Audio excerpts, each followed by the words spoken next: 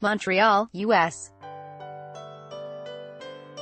Authorities are seeking to extradite a former Uber driver from San Francisco who was being investigated on rape charges before vanishing and then emerging in Montreal earlier this summer. Court documents filed last month in Montreal say Mohamed Benazaza is wanted in California after failing to show up for a meeting in early March with detectives investigating the case.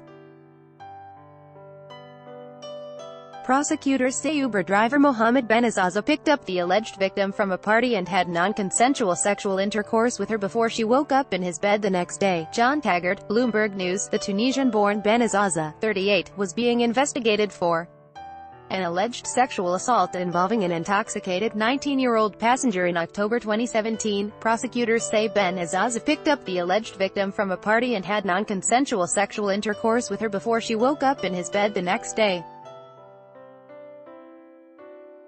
In a police interview, Benazaza denied having sex with a woman. He said she had requested permission to sleep in his car and that he later let her inside his home for breakfast and to call someone to pick her up. Article continued. Below, he also told authorities he was no longer working for Uber and agreed to meet investigating officers to provide a DNA swab. Read more. NY.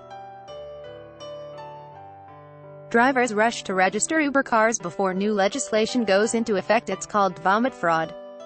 And it could make your Uber trip really expensive. Uber drivers take riders the long way. At Uber's expense. He did not appear as planned last March 8 and, as detectives could not reach him later, a warrant was issued on a rape charge in late June.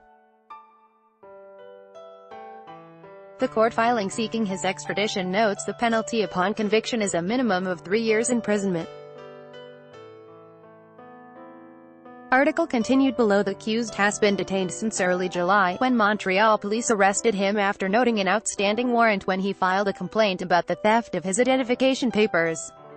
U.S.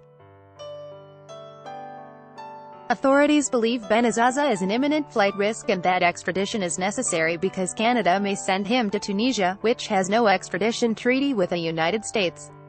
Benazaza is currently detained and faces an extradition hearing in Quebec Superior Court on September 21. Canadian authorities, including the Federal Justice Department, declined comment on Tuesday.